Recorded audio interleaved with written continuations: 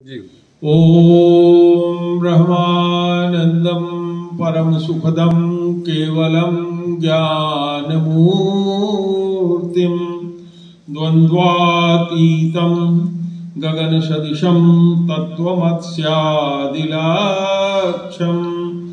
एकं नित्यं विमलं अचलं सर्वधी साक्षिभूतं भावातीतं त्रिगुणरहितं सद्गुरुं तं नमामि। आज दिनांक 23 अक्टूबर 2021 को दिन रविवार को हम लोग जैसे हर रविवार को साधना में आते हैं, साधना के लिए उपस्थित हुए हैं। मैंने आप लोगों से चर्चा किया था कि गुरु क्या है, इस पे हम लोगों ने चर्चा किया था और मैंने आपसे कहा था कि मैं आगे भी फिर इस पे आपसे चर्चा करूंगा। तो उसी क्रम में आज यह दूसरा प्रवचन है। पहले प्रवचन में मैंने आपसे चर्चा किया था कि गुरु क्या है। गुरु ब्रह्मा है, गुरु विष्णु है, गुरु ही महेश्वर है। ब्रह्मा का कार्य गुरु कैसे करता है, मैंने आपसे चर्चा किया था कि गुरु जैसे कुम्हार किसी हाड़ी को गढ़ता है, उसी तरह से गुरु भी अपने शिष्य को गढ़ के तैयार करता है।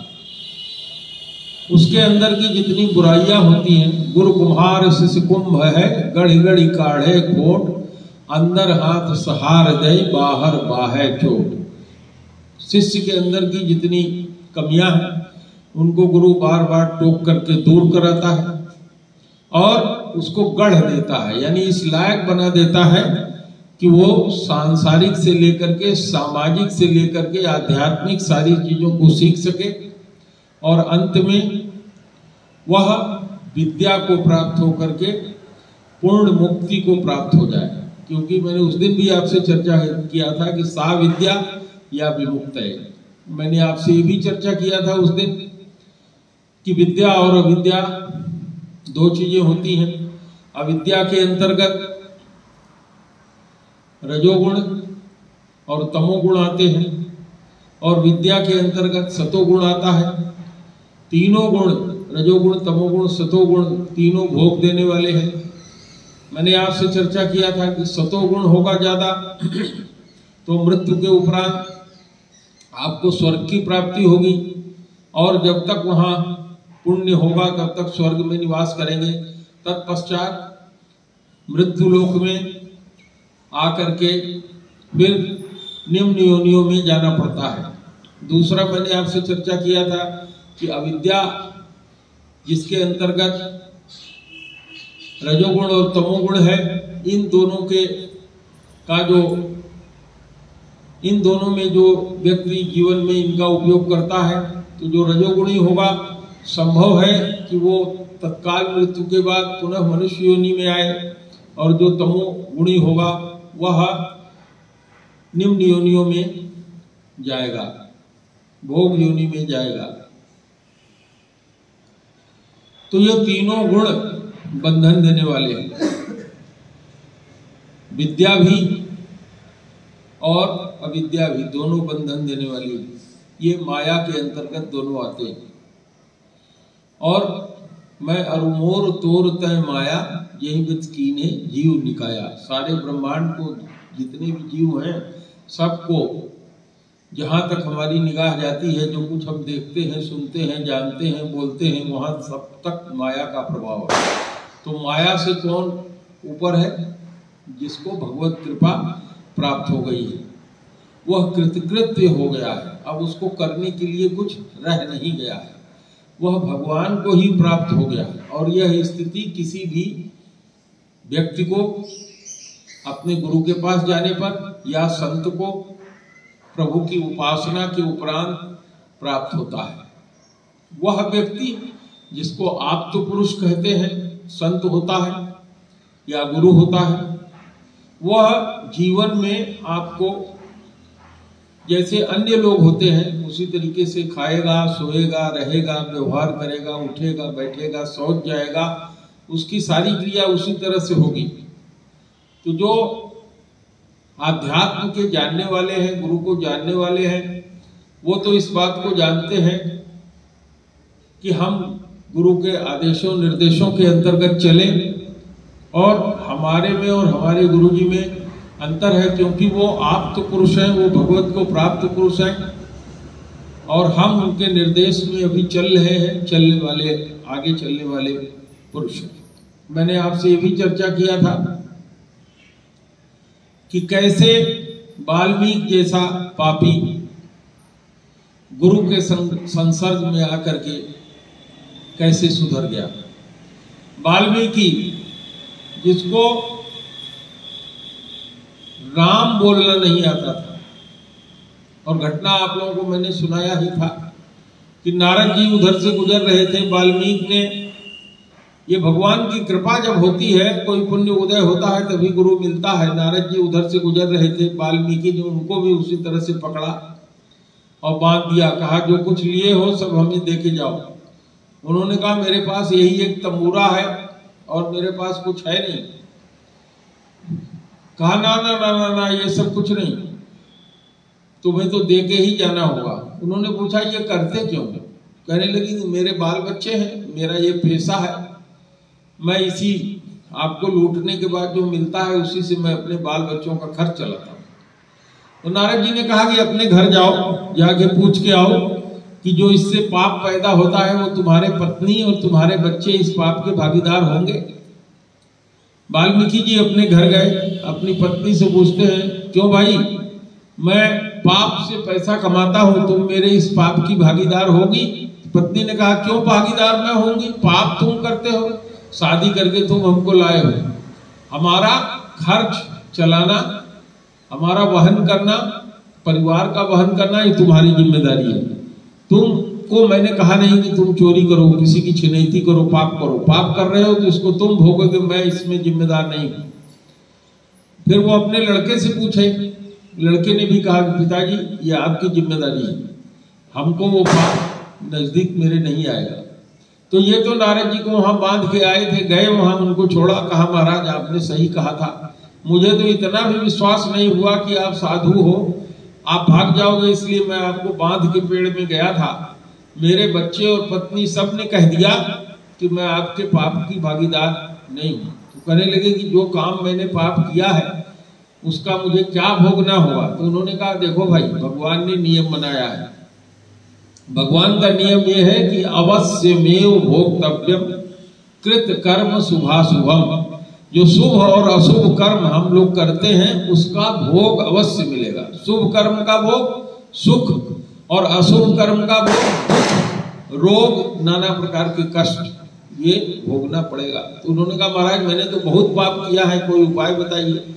तो उन्होंने कहा कि राम का जो नाम है, राम नाम सब नामन ते अधिका, ये सब नामों से भगवान के 1000 नाम है, करोड़ नाम है, जो भी अक्षर आप लेते हैं वो सब भगवान के ही नाम है, लेकिन उन सब में राम का नाम विशेष है। तो तुम राम राम बोलो, तुम्हारा उद्धार हो जाएगा। गोस्वामी जी ने अपने रामायण में लिखा है, राम नाम सब नामन ते अधिका, हो नाद खग गन बधिका। जैसे पक्षियों को मार डालता है व्याध, उसी तरह से हे भगवान आपका ये जो राम नाम है वो समस्त पापों का समूल नष्ट करने वाला है। तो कहे राम बोलो, तो उनको र ही मुख से न निकले। बहुत कई बार बोलवाया उसको, लेकिन उसके मुख से राम निकलता ही नहीं था। अब बताइए, इतना पापी चांडाल कि उसके मुख से राम नाम नहीं निकल रहा था। आज का तो कितना भी कोई पापी हो, उसे आप कहेंगे तो राम राम कम से कम बोल लेगा। तो उन्होंने कहा अच्छा तुम मारते पीटते हो, मरा बोलो। तो कहा हाँ महाराज, मरा फट से बोल दिया। जैसे राम बोलने का उसकी जिह्वा काम ही नहीं करे। तो उन्होंने कहा देखो तुम मरा मरा बोलो।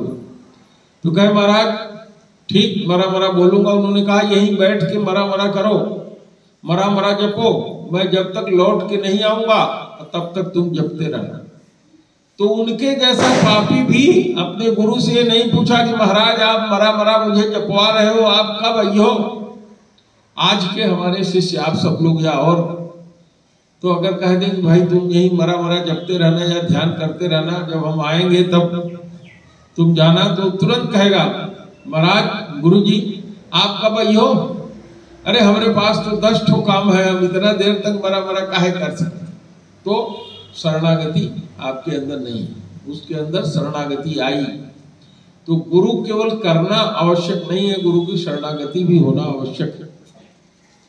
तो जब उसने मरा मरा मरा मरा बोलना शुरू किया और नारद जी चले गए, 10,000 वर्ष तक लौट करके नारद जी नहीं आए।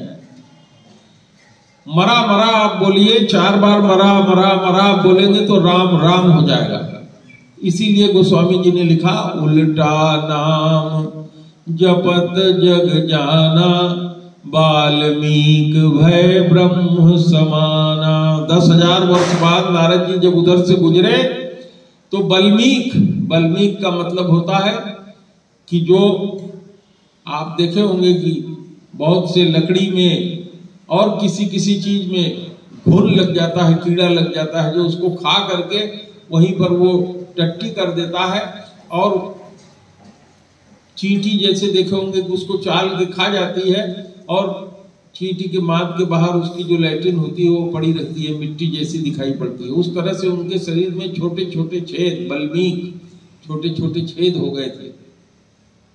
तो जब लौट करके वो आए और उन्होंने ये चिंता नहीं किया कि गुरुजी मेरे आएंगे तो इस बीच में कहाँ जाऊंगा कमाने, क्या खाऊंगा, कुछ नहीं, बस ये तो गुरुजी ही जाने, बस बैठ के मरा मरा करते रहे। 10,000 वर्ष बाद जब नारद जी लौटे, उन्होंने कहा बल्मीक, जब देखा कि इनके शरीर में तो सब दीमक लग गया है, तो उनका नाम उनको याद नहीं था, तो उन्होंने उनको बल्मीक बुलाया। बस भगवान की देखिए कृपा ऐसी हो गई थी, मरा मरा जपते हुए सारा पाप अब उनका दूर हो गया था। सारी अष्ट सिद्धियां, 9 निधियां, जो कुछ भी भगवान के नाम में क्या नहीं है, सब कुछ वह सारी शक्ति प्राप्त हो गई थी और उसमें से वो निकल करके आ गए। तो ये गुरु और गुरु का प्रभाव ये होता है।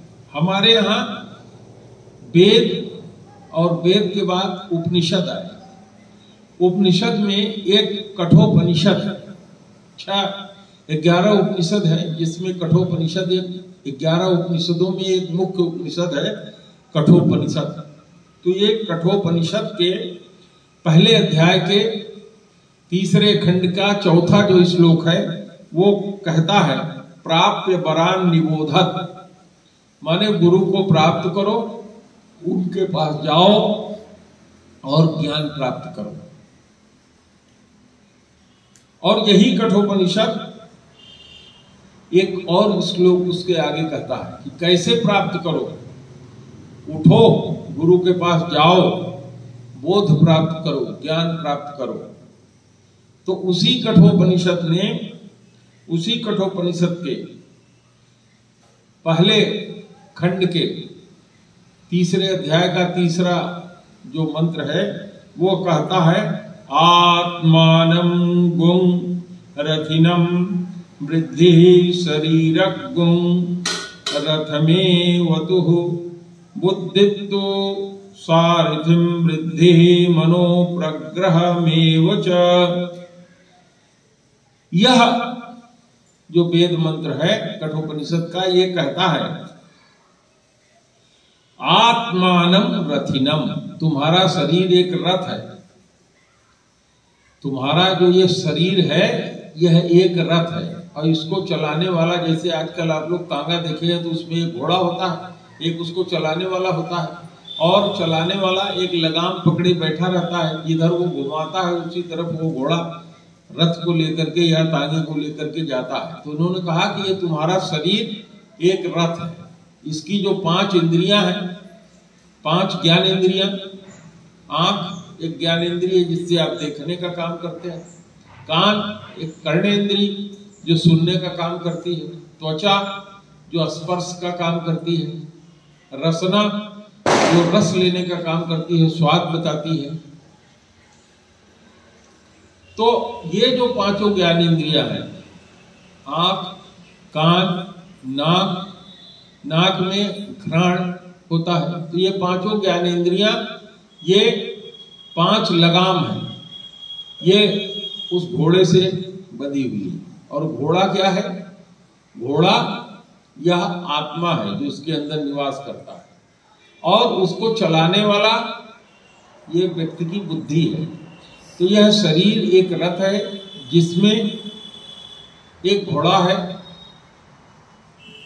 घोड़े की 5 लगाम उसका चालक बुद्धि ने संभाल करके रखा हुआ है, और मन, जो मन है इन 5 इंद्रियों के ज्ञान को प्राप्त करता है। और बुद्धि का ही दूसरा नाम है, एक बार मैंने चर्चा करते हुए आप लोगों को बताया था, मन, बुद्धि, चित्त और अहंकार। मन ही बुद्धि बन जाता है जब ये ज्ञान का काम करता है, कोई निर्णय लेता है। यही जब स्टोर हाउस का काम करता है, अंतःकरण चतुष्टय कहते हैं इसको, यही जब स्टोर हाउस का काम करता है, जैसे आप अपने घर में सर सामान रखते हैं तो ये चित्त कहलाता है। और यही जब अपने होने का बोध करता है और सोचता है कि हम भी कुछ हैं, तो ये अहंकार कहलाता है। तो कहा कि तुम्हारा शरीर एक घोड़ा है जिसमें आत्मा नाम का रथी है, इसको चलाने वाला मन नाम का चालक है, 5 इसके 5 रस्सियों से ये घोड़ा जुता हुआ है। और तुम्हारा ये जो मन रूपी चालक है, ये इस रथ को जहां ले जाता है, मन जहां ले जाता है, बुद्धि से मन बना, मन, बुद्धि, चित्त और अहंकार। तो मन जहां ले जाता है वहीं पर यह 5 इंद्रियां जाती हैं। और यही उपनिषद फिर कहता है, क्या कहता है? यही उपनिषद अगले श्लोक में कहता है, इंद्रियाणि हयम नाहु विषयाम स्तेषु गोचरान आत्मेन्द्रियम मनोयुक्तम भोक्तेत माहुर्मनीषिणः। मनीषी लोग ने ये कहा है कि ये इंद्रियां जो विषयों को प्राप्त करती हैं, जो जो उन्हें दिखाई पड़ता है, सुनाई पड़ता है, 5 इंद्रियों का जो मैंने आपसे चर्चा किया, जो आत्मा से युक्त है उसी से व्यक्ति का भोग उत्पन्न होता है। तो अगर ये 5 इंद्रियां हमको सही मार्ग पर ले गई तो सत्कर्म हमसे होगा। और ये 5 इंद्रियां, 5 ज्ञानेंद्रियां, 5 कर्म इंद्रियां, ये हमको अगर गलत मार्ग पर ले गई, इनका हमने गलत उपयोग करना शुरू किया, तो इससे क्या होगा? पाप होगा। तो कर्ता इसका कौन है? मन है। हम कहते हैं कि हमारी आंखों ने देख लिया, आंखों का दोष है। आंखों का दोष नहीं है, ये मन का दोष है। मन निर्णय लेता है, मन, बुद्धि, चित्त और अहंकार। मन निर्णय लेता है, आंखों का, कान का, घ्राण का, त्वचा का यानी स्पर्श का, इसका उसमें कोई उपयोग नहीं है। और दूसरी चीज, गीता में आप लोगों ने गीता का उपदेश सुना है, मैंने भी आप लोगों से चर्चा किया है कि किसी भी क्षण, किसी भी मनुष्य या जीव का एक क्षण भी बिना कुछ किए खाली नहीं रह सकता। जैसे इस समय आप सब लोग बैठे हैं, कोई कुछ सोच रहा है, किसी मन में कोई काम है, कोई अपने सर पे हाथ फेर रहा है, कोई अपने पैर को ऐसे चला रहा है, कानों से आप सुन रहे हैं। तो यह जो व्यक्ति का मन है, ये कुछ न कुछ ये करता रहता है, किसी क्षण भी ये खाली नहीं रहता। गीता के 3 अध्याय के 5वें श्लोक में भगवान श्री कृष्ण ने अर्जुन को बताते हुए कहा, नहीं कश्चित क्षणमपि जातु तिष्ठत् कर्म कृत। हे अर्जुन, ये जो हम लोग जीव हैं, कोई भी एक क्षण ऐसा नहीं होता जिसमें कोई न कोई कर्म नहीं करते होते। अर्थात हर समय हम कोई न कोई कर्म कर रहे होते हैं। सोने के समय भी आप सोते हैं तो भी कोई कर्म करते रहते हैं, जगते हैं तो भी कोई न कोई कर्म करते रहते हैं। तो जब हम हर समय कोई न कोई कर्म करते ही रहते हैं, मन हमारा खाली नहीं रहता और इसको कंट्रोल करने वाला हमारा मन है, तो हर चीज का दोषी मन है, हर चीज को पार कराने वाला मन है। इसीलिए हमारे उपनिषदों में कहा मनेव मनुष्याणाम कारणम बंध मोक्षयो। मनुष्य का जो ये मन है ये चाहे तो बंधन में डाल दे और चाहे तो मोक्ष करा दे। भागवत की कथा कहते हुए आप लोगों ने सुना है, ये बात भागवत में भी आई है जो मैंने आपको बताया, जो उपनिषदों में आया है मनेव मनुष्याणाम कारणम बंध मोक्षयो, यही भागवत में भी आया है। भागवत में भरत के पिता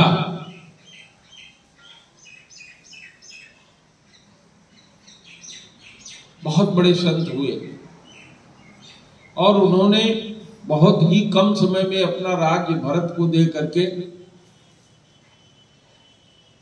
अपने को बिल्कुल संसार से त्याग करके, सारा कपड़ा लत्ता भी छोड़ करके, बिल्कुल नंग धड़ंग, न खाने की चिंता न पहनने की चिंता, किसी तरह की बात का विचार न करके वो भगवत भजन में अपने मन को लगा करके और राज्य को छोड़ करके निकल गए।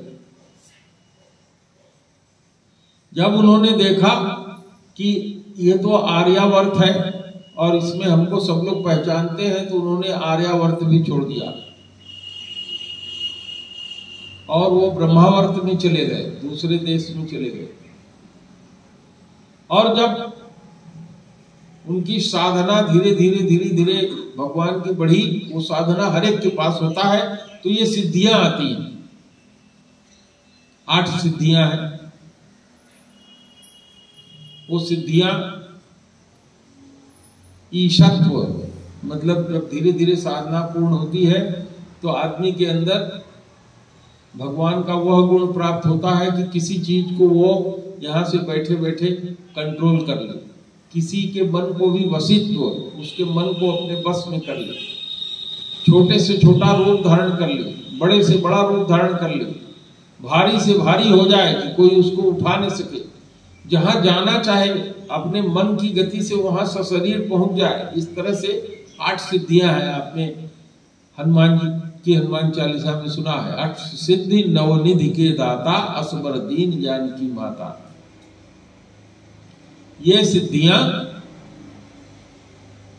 उनके पास चल करके आई।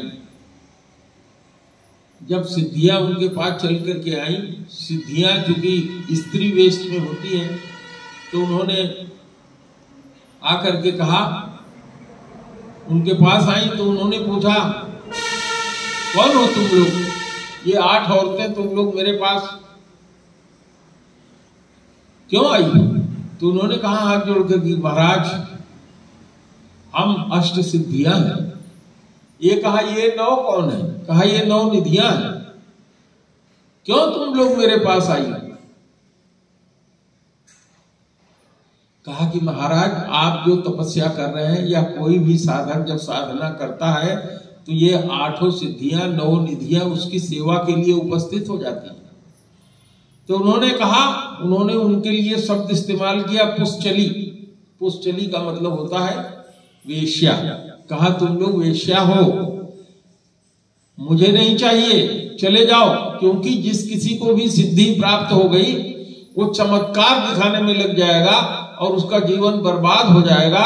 और जैसे वेश्या स्त्री पतन की ओर ले जाती है, उसी तरह से संतों को, सिद्धों को यह सिद्धियां 8 सिद्धि और 9 निधि पतन की तरफ, गर्त की ओर ले जाती है। इसलिए उन्होंने कहा दूर हट, मेरे पास से दूर हट जाओ। मेरे ऐ वेश्याओं, तुम लोग वेश्या हो, मेरे पास से दूर हट जाओ, मेरे पास से चले जाओ।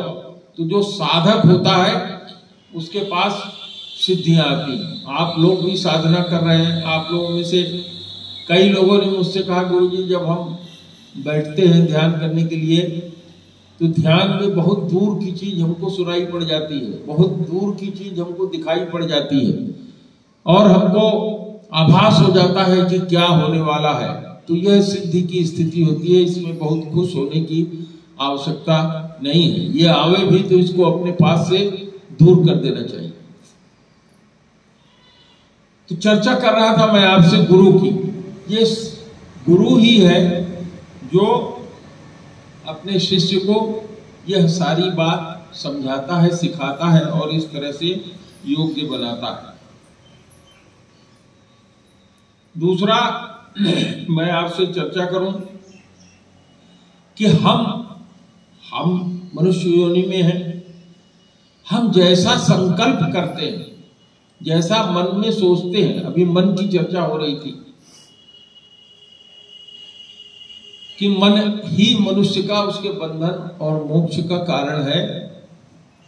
इसीलिए कबीर साहब की जो बात मैं कह दूं, माला तो कर में फिरे जीव फिरे मुख माय, मनवा तो 14 फिरे ये तो सुमिरन नाय। चाहे करोड़ युग तक तुम्हारा मन राम में न लगा हो, राम में लगने का मतलब अगर राम राम जप रहे हो तो राम का चेहरा, राम के चरित्र, राम के गुण तुम्हारे सामने आना चाहिए। तो माला तो कर में फिरे, माला हाथ में लिए है, हाथ से माला घूम रहा है, मुंह राम राम बोल रहा है। ये हाथ एक कर्मेंद्रिय है, जिह्वा एक कर्मेंद्रिय है। ये इंद्रियां फिजिकल वर्क कर रही हैं।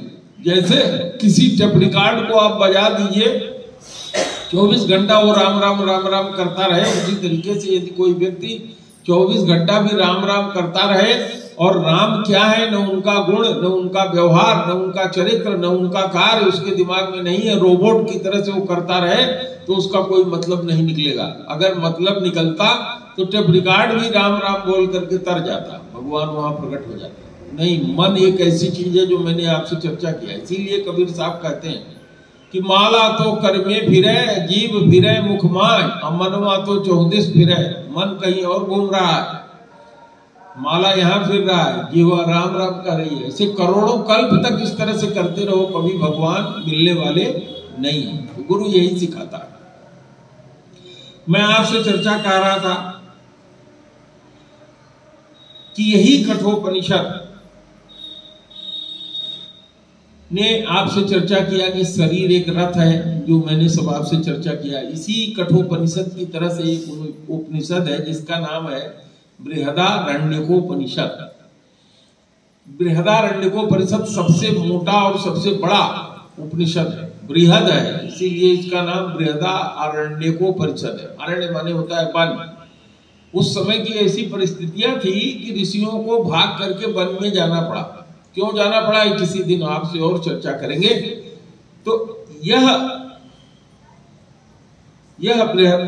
जो बृहदारण्यकोपनिषद है, इसके चौथे खंड के 4 अध्याय 4 का 5वां मंत्र कहता है, स यथा कामो भवति तत् कर्तुर्भवति, यत् कर्तुर्भवति तत् कर्म कुरुते, यत् कर्म कुरुते तदपि संपद्यते। यह मंत्र वेद मंत्र बोल रहा है। यही गौतम बुद्ध जी ने कहा था कि तुम्हारा मन जो कहेगा, अगर तुमको पाप से, यही वेद मंत्र को गौतम बुद्ध जी ने अपने जीवन में सिद्ध किया कि अगर तुम्हारा मन जहां भाग करके जा रहा है, उसके मन के साथ तुम भागते अगर चले जाओगे, जैसा वो कह रहा है करते जाओगे, तो पतन हो जाएगा। तो अगर विषयों से, विकारों से दूर होना है तो अपने मन से विषयों को, विकारों को दूर करो। क्योंकि यह मंत्र क्या कर रहा है, स यथा कामो भवति तत् कर्तुर्भवति। स यथा कामो भवति का मतलब तुमने अपने मन में जैसा सोचा, और तत्कर्तुर्भवति, जो तुमने अपने मन में सोचा वही तुम करोगे। यत् कर्तुर्भवति, जो तुम करोगे, तत्कर्म कुरुते, वैसा ही तुम कर्म करोगे। यत् कर्म कुरुते, और जैसा तुम कर्म करोगे, तदपि संपद्यते, वही चीज संपन्न होगा। तो कहने का मतलब ये हुआ कि अगर हमें सन्मार्ग पर जाना है तो किसको लगाना होगा सन्मार्ग पर? अपने मन को। जरा मौर्य जी को उठा दो भाई। ये देखो, ये भी एक सिद्धि की अवस्था है। भगवान का नाम जब आता है तो साधक या सुनने वालों को नींद आती है। इसका मतलब यह है कि उसका मन इसमें लग नहीं रहा है। मन जो है नहीं लगा। अभी मैं मन का ही उदाहरण ले रहा हूं। मन अगर इसमें लगता तो कान भी खुले रहते, आदमी ध्यान से सुनता। मन नहीं लग रहा है, मन की बात नहीं हो रही है, इसलिए मन नहीं लग रहा है। तो अगर हमको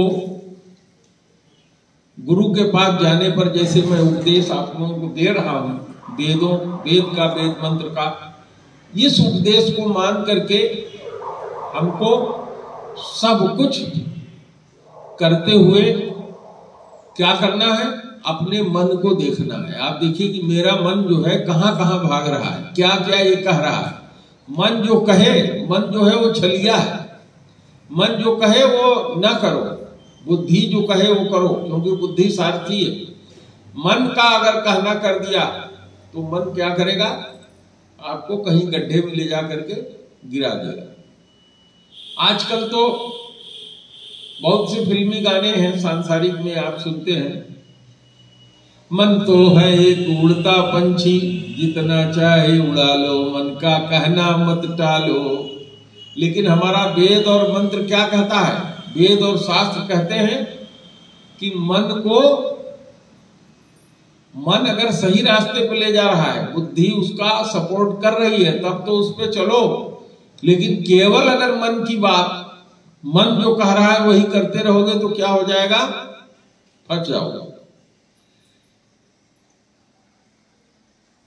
यही देखिए, इसी मन को लेते हुए भागवत के 3 स्कंद के 25वें अध्याय के 15वें श्लोक में कहा, चेतः खलवश्य बंधाय मुक्तये चात्मनो मनम। हमारा अपना मन हमको दुष्ट बना दे, बंधन में डाल दे, या हमको मुक्ति करा दे। तो मन जो है, अपने मन को आप जानिए। ऐसा हम लोगों में, इन साधकों में कोई है जो अपने मन को नहीं जानता? पूनम, तुम अपने मन के बारे में जानती हो ना? मन क्या है देखती हो ना? मन कभी कहता है कि मीठा खाने लगो तो कहता है एक रसगुल्ला और खा लो, लेकिन बुद्धि कहती है कि ज्यादा खाओगे तो क्या हो जाएगा, पेट खराब हो जाएगा। कहती है बुद्धि की नहीं कहती? ज्यादा काम करो घर का, शरीर थक के कहती है कि अब काम ना करो, लेकिन आदमी सोचता है थोड़ा कार्य रह गया, लाओ इसको भी निपटा ले, तो क्या हो जाएगा, बुद्धि कहती है कि बीमार पड़ जाओगे। क्यों भाई प्रधान? लेकिन आदमी उसको मानता नहीं है, जानता है लेकिन मानता नहीं है। इसलिए अपने गुरुजी, बड़े गुरुजी कहते थे कि जानो तब मानो, पहले जानो और तब मानो। अगर जानने में नहीं आता है तो मानो मत, क्योंकि मन जो है बंधन और मुक्ति का कारण है। ये मन फंसा देगा। मैं समझता हूं कि आज के लिए इतना पर्याप्त है। बाकी आज तो जितनी बातें हुई हैं, ये उपदेश आप लोगों के लिए बहुत ही हितकारी है। केवल ये उपदेश ही नहीं है, हम अपने जीवन में इसका पालन भी करते हैं, और आप सब लोगों से अपेक्षा भी करेंगे कि अगली बार, अगले संडे को जब आप साधना में आए तो कम से कम इस एक हफ्ते तक इसका अपने जीवन में उपयोग करें। और अगली बार जब संडे को आप यहाँ उपस्थित होंगे तो आप सब लोगों से मैं पूछूंगा कि इस एक हफ्ते में आपने अपने मन के बारे में क्या पढ़ा और क्या सीखा, मन ने क्या कहा और आपने कहां कहां उस पर नियंत्रण किया। ठीक, तो आज मैं अपनी वाणी को यहीं विराम देता हूं। प्रेम से बोलिए गुरुदेव भगवान की जय।